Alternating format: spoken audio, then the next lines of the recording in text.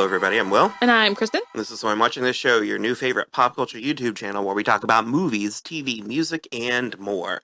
And as always, this is a spoiler show, so you have been warned. On today's episode, we're going to string together a few thoughts, a few sentences, because we have overcommitted in every aspect of this adventure. Yes, we have overcommitted in every single aspect of this entire enterprise. I have had an absolutely thrilling time for the last 6 years. What was the line? We've overcommitted in every facet of this endeavor or something? I think it's just in every possible, regardless, yeah. We're talking about Muppets from Space. Alien exclusive. What? Hello? This is my story. There he is. Whoa.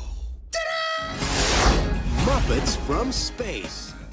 You've had to say that again? A thrilling time for the last 5 or 6 years, however many. Well, did we not just do Treasure Island recently? For Thanksgiving last year. It was a whole year ago? I don't like that. A big promise. I don't like the way that feels. That was a whole year ago. Yeah, no, I have had such a good time. And it came to a screeching halt with it. Well, okay, I liked stuff to talk some about. stuff about this, but this is also, again, this is one that I've never seen before. We basically, all of the ones that we've watched, I've never seen before, except I think I had seen, like, the Muppet movie before. Before tonight, my least favorite was Muppets Take Manhattan.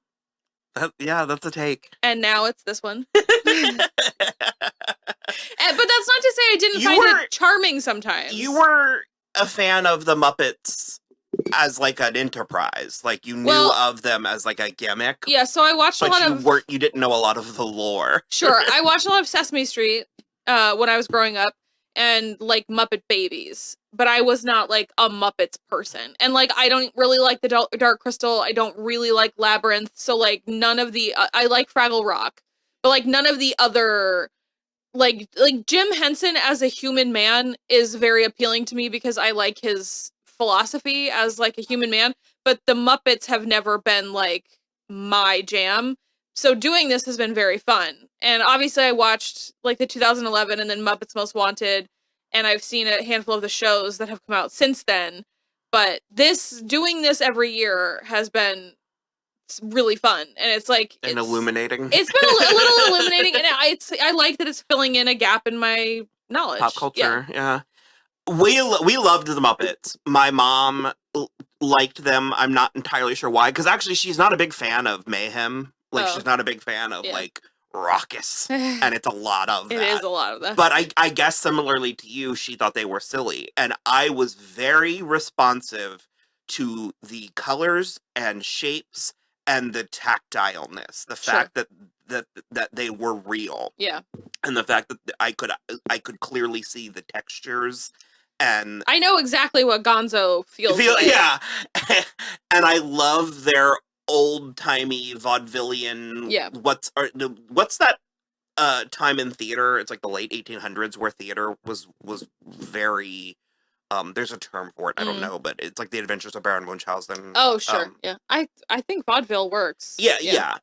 They have that quality, but like when the Muppets, and especially on the Muppet Show, because that's what I loved as a child was the Muppet Show. I watched it on the reruns and stuff, and I love that when they did a scene, there were sets and costumes and like production. Like it was a whole big production, and I wanted to go into that world. And that's sort of what interested me in film is basically I'm very sensory and very I like to be able to touch and experience things. It makes sense why you like SNL too. It explains that very well. I just really sort of like the vignette, like the world within a world sort of thing. Yeah. And the show business of it all, the coming together to put on a show, and this is more SNL, but like you have such a limited amount of time, and that they work such magic with that time. That's also why I think the 2011 one is still my favorite. It's the high watermark. It's very good. It's very let's all come together and put on a show. Unflinchingly. Yeah, it's good. Jim Henson is one of the ones that I like his sensibilities more than I like his actual style. Sure. Like, I like how he did things and what he stood for more than I actually subscribed to Labyrinth Sure. or it. But I always loved that the Muppets had a melancholy. There was always a darkness or like there, this one was dark in a I different was gonna way. say, I'm gonna immediately disagree with you because while Gonzo had some melancholy, there was a lot of like animal cruelty in this one. Help me, help me, help me, hold me, help me. Now let me see. Cheese, rat poison. This is a no-brainer.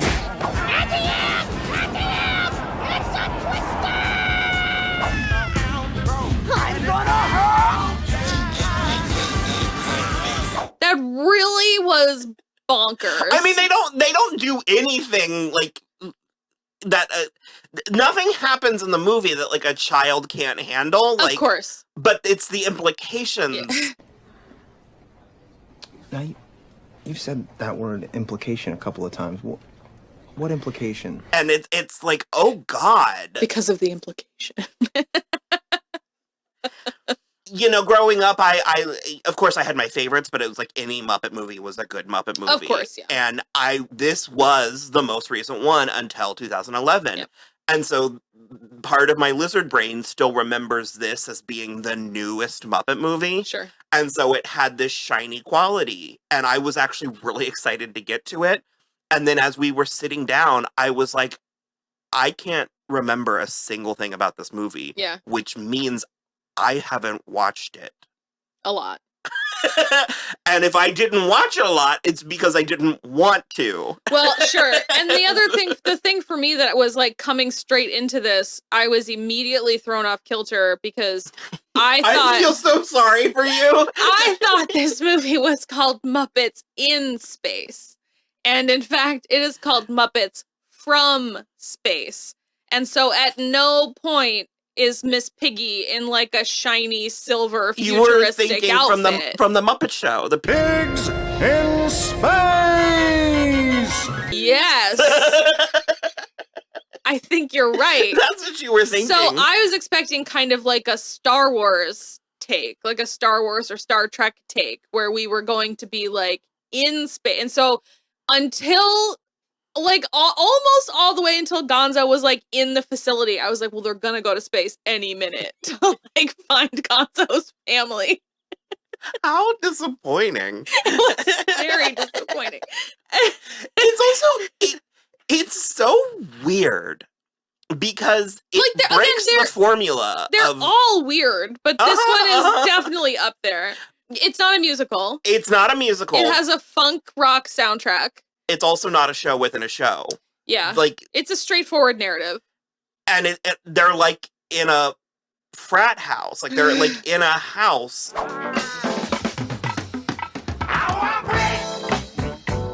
Oh. It's a cute house. Oh, absolutely. And again, it's like I like the ideas. Like I like the idea of this movie, but I think so little of it actually really. The execution is not. It's not 100%. And it's not that it's bad. Well, okay, and that's the other thing that I said. We did a watch along. If you want to watch the movie with us, we are doing gangbusters until about like 5/8 of the way through, and then energy. He hit a button, and we messed up the timing. So just keep that in mind at the end. But it also like just the whole vibe of it is a little different because like for me, I guess I don't even need for the lead to be Kermit, but I need for it not to be Gonzo. Well, and that's where I bring up... Gonzo is a garnish. He's not the meal. There's always a show within a show quality where even something like Muppet Treasure Island, where we don't break that... I mean, we break the fourth wall of course, a ton. But I mean, like, we don't see them putting on that show. Yeah. But we are very aware that they are actors doing a production Sure. of Muppets Treasure Island, where this is a narrative. This is just a movie. About them as characters.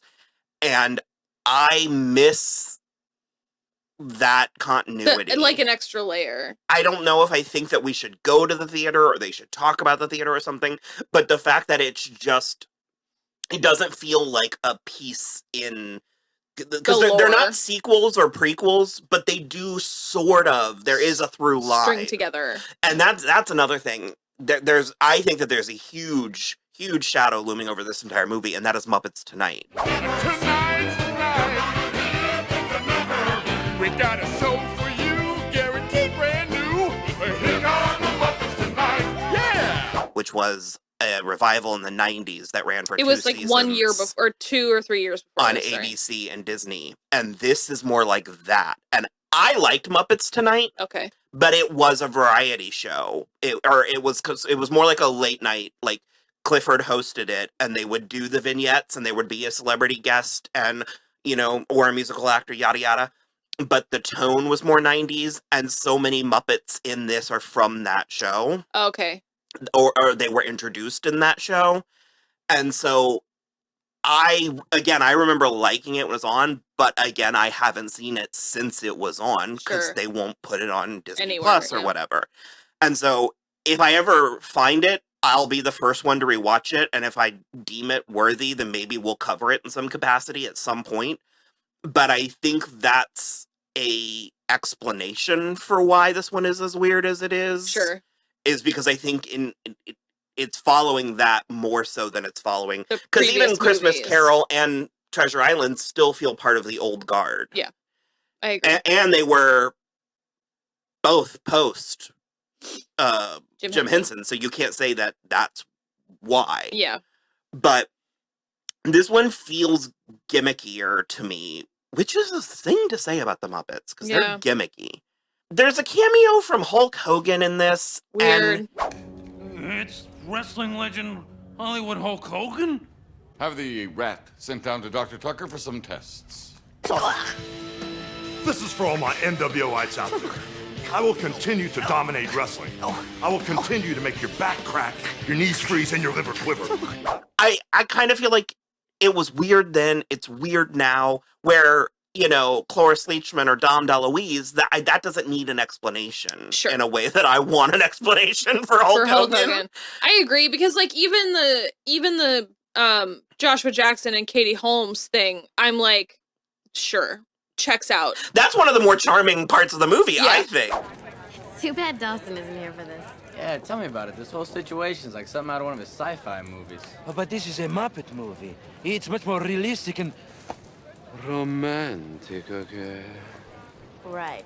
And it was like, honestly, just because they were both filming in Wilmington, so they were literally right there. And the fact that they also were playing their Dawson's Creek characters, they weren't Katie Holmes and Joshua Jackson, because they're like, man, it's too bad Dawson missed this. And I don't know if it's, I don't think it's a question of caliber per se when it comes to the cameos and stuff. But there is, for me, a question of why, because with exceptions, like Joshua Jackson, Katie Holmes, that makes sense to me why they would be in this movie. Yeah. But some of the others, I'm like... Kathy Griffin? Hey! Please listen to me! You can't leave me! I need you! Kathy Griffin would make more sense 10 years from this point. Yeah. But it's like, these aren't people that necessarily are emblematic of the 90s. With the exception of Hulk Hogan. But the plot is, because I do want to hit this. Okay, so let me get this straight now. This government agency, Covenant, has abducted Gonzo and taken him to its top secret facility? Yes, Miss Piggy. It's an interesting plot. Yeah. And I don't... Well, that's where the melancholy is that you like. And that I like, too, is that, like, Gonzo is all by himself. I don't want to come down real hard on they tried something and it didn't work, and I don't want the moral to be don't try things. Sure. I'm just saying this didn't work, so when you try something next time. Sure, like try something, but also maybe take a second pass at that script. Sure. I'm certain there is behind the scenes drama on this, because this is also when Disney is kind of taking over them. Yeah, and also this is the last time Frank Oz was like directly involved with most of it. He dubbed like someone else operated Piggy and he dubbed it later. And so that is kind of not necessarily apparent, but like once you know it, she doesn't feel like you kind of can't herself. unknow it. The only time she feels like herself is when she's having a karate fight with Josh Charles, which was honestly a high point in the movie. Who are you? Hey, where are you taking Gonzo? Hey! Hey! I like this party. Tough guy! Tough guy!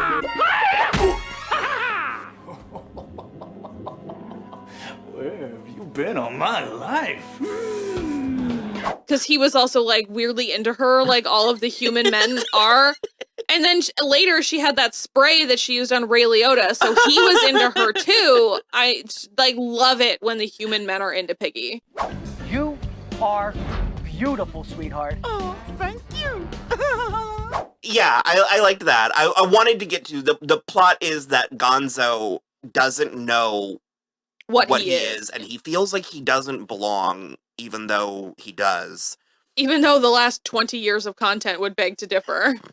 Well, we have, if you go back to the original Muppet movie, I'm going to go back there someday. Sure. I've never been there, but I know the way. I'm going to go back there someday.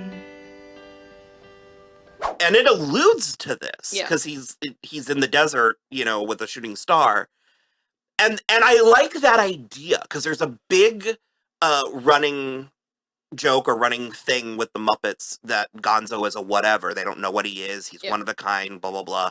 And so if you were going to make him something, making him an alien, I think is clever. Yeah.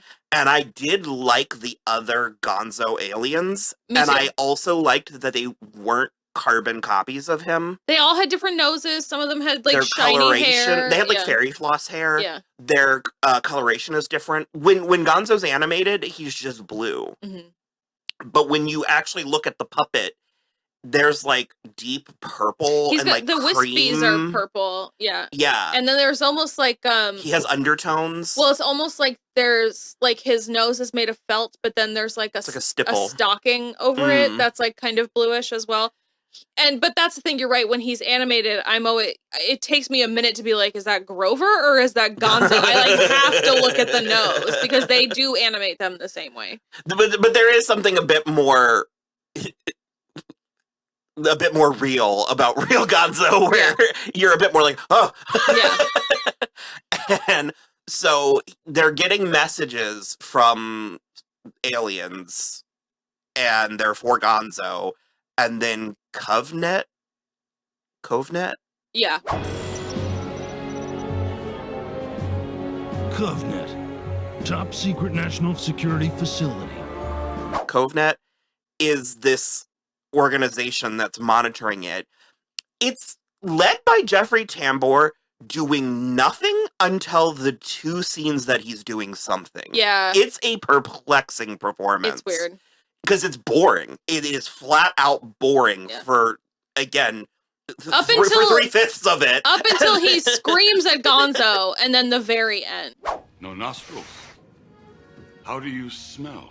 Awful. Trust me, I'm his roommate. Oh! Don't laugh at me! Yeah. Yeah, I don't know. Really. And I have no clue who that weird. other man with him is. Bobo is great. Oh, there I was love, a general. It's a general. Yeah. I no concept. It made no less than an impact on me. General Luft. I love Bobo, and I remember loving Bobo, and I love that you sort of were like, "Cause is this your like?"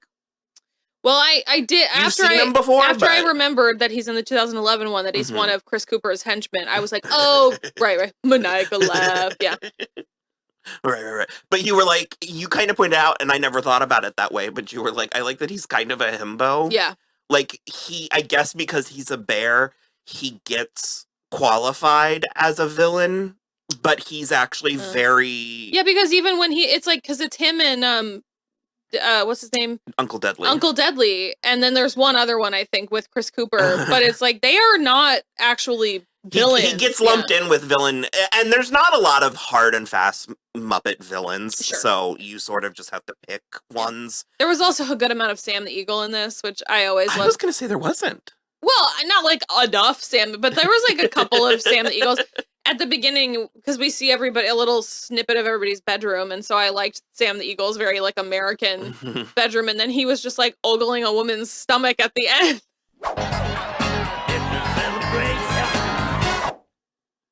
I don't know, but not ogling is kind of weird, but like in a way where he was like, "This feels inappropriate." It was a very Mike Pence like. Mother. I cannot believe I defiled his name, the good name of Sam the Eagle. But so this organization, it's monitoring like messages, and everything keeps saying, "Are you there?" they end up with Gonzo because they make oh yeah, Rizzo. it's because there's all these messages that are like, "Are you there?" Okay, now this one says, "Are you 3?" But we believe that to be, well, a simple spelling error. And then Gonzo sees one in the cereal, and he decides, and then he like gets a thing, and it's like you have to look into the sky, and then he sees the space fish. Whoa, what are you guys, space fish? We are cosmic knowledge fish.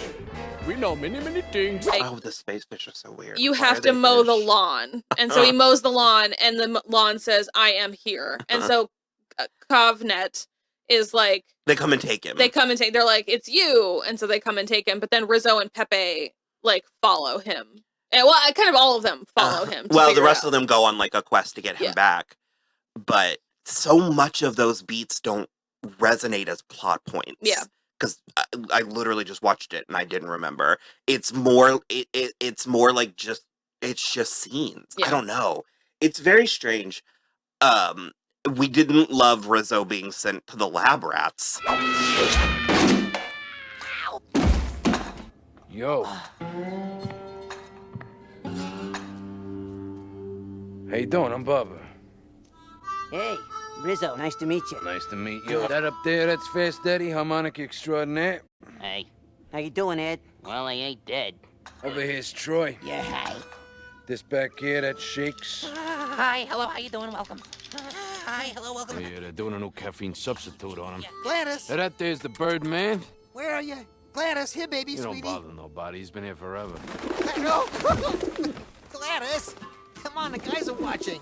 No, that starts the animal cruelty. And then again, where Jeffrey Tambor is threatening Bobo. Yeah. Do I have to remind you of Mr. Jumbo's Circus Town in Wild Animal Review? That he's gonna send him to the circus, the half-price circus. And the implications of that are staggering because it means that he's not an employee, he's a servant. Oh, yeah. He has a badge and everything.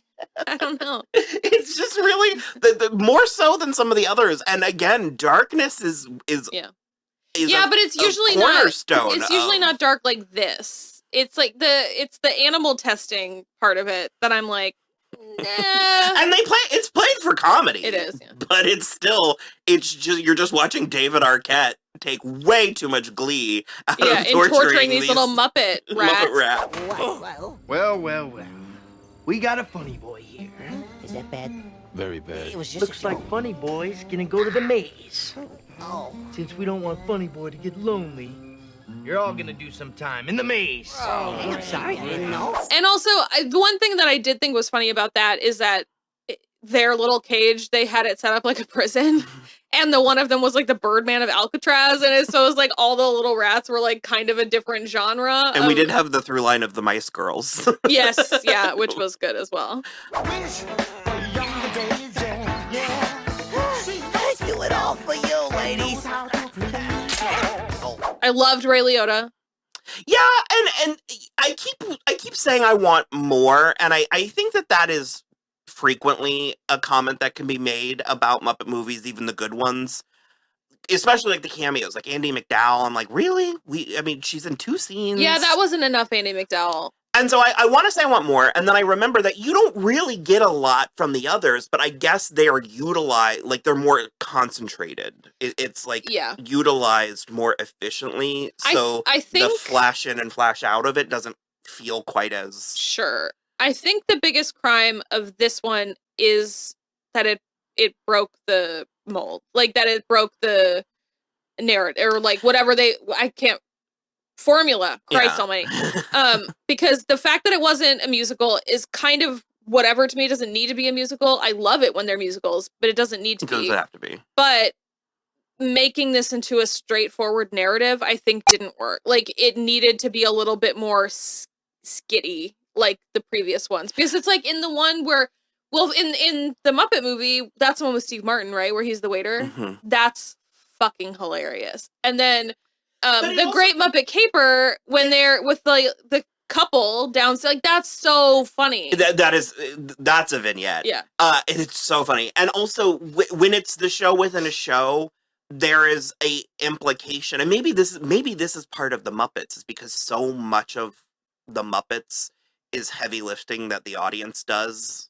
Sure. Because what I was going to say is, even when it's the show within a show, the implication is that Kermit and Piggy's relationship is still happening behind the scenes, in between, even though we're not seeing it. Sure.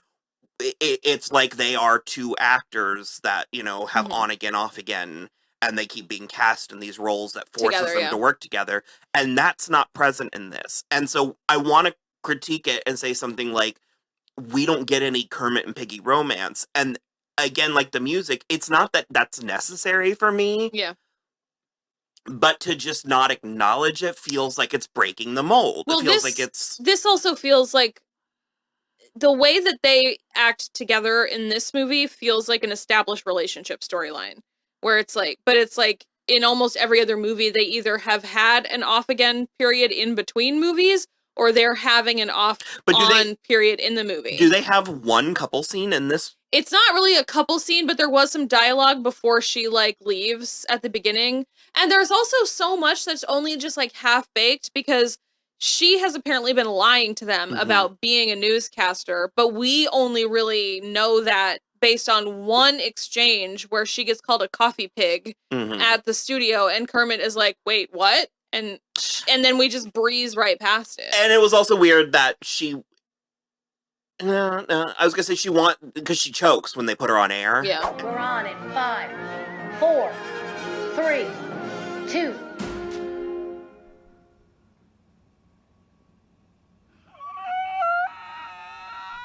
Hey, look, it's Piggy's new show. Again, I can believe that is true. Yeah. That would happen to her, but not the way that it does here. Sure. I think she would be far more prepared to, like, far more Christina Applegate and Anchorman. Or Amber Atkins. Yeah, precisely. And so, ultimately, I think my issue is I think it's boring. I think everything except for the Gonzo story is half-baked. But the Gonzo story for me is not enough to carry the whole movie, because I don't really give a crap about Gonzo. And also, he doesn't have any inappropriate chicken stuff in this movie, which feels great. It feels crazy that I'm like, why wasn't he inappropriate with the chickens? But that is such a hallmark of his character that I was just like, he was not inappropriate with a single chicken, and that's weird to me. We didn't even mention the dream, the Noah's Ark dream. What is your species? I guess there's only one of me. Then you are doomed! Wait! Oh, no!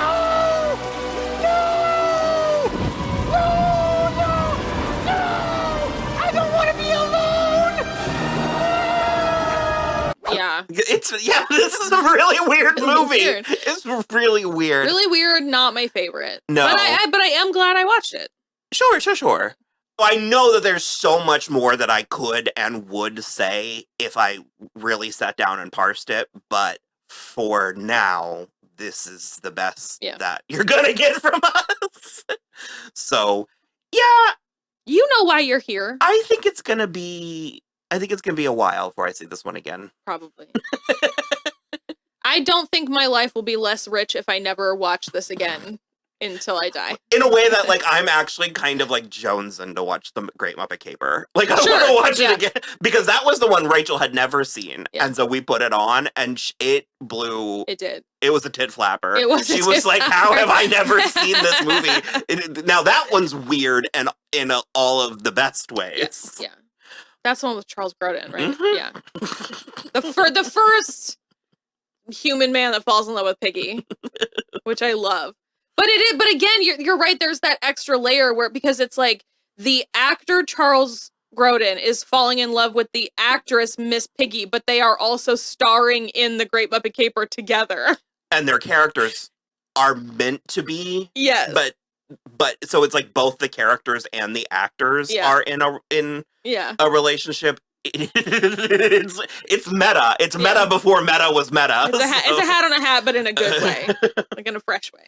So that was this year's installment of Muppet movies. I guess the next movie is 2011, Yep. The Muppets. Yep. We'll do that and Muppets Most Wanted. Yeah, and then I want to that's watch. it for the channel. Once we're done with Muppets, that's it. I want to watch the 2015 The show, sitcom, yeah. ABC sitcom. I think it's 15 episodes or 16 episodes, and my guess is we would do that after, probably. Sure. Yeah. But let us know if there's any thing, if there's something you would want us to do or a way you would want us to cover it. Is that something you would be interested in, the 2015, or even like if I was able to find Muppets tonight? I don't know. Just let us know. And hopefully you had a delicious Thanksgiving. Happy Thanksgiving. And Happy American Thanksgiving. And yeah, so we'll see you guys later. Bye.